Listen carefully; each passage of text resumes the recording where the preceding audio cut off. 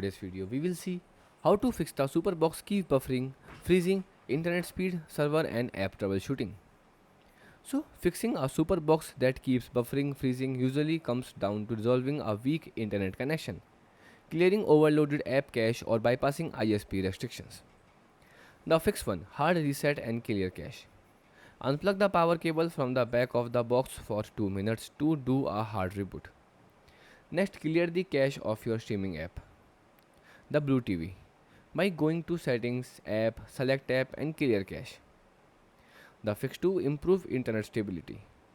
Use an Ethernet cable instead of Wi Fi for a stronger, more stable connection. If you must use Wi Fi, place the box closer to your router. The fix 2: change video settings. Open your VOD or Blue TV app. Go into its settings and try changing the video decodes to hardware decodes or adjusting the streaming speed from fastest down to faster.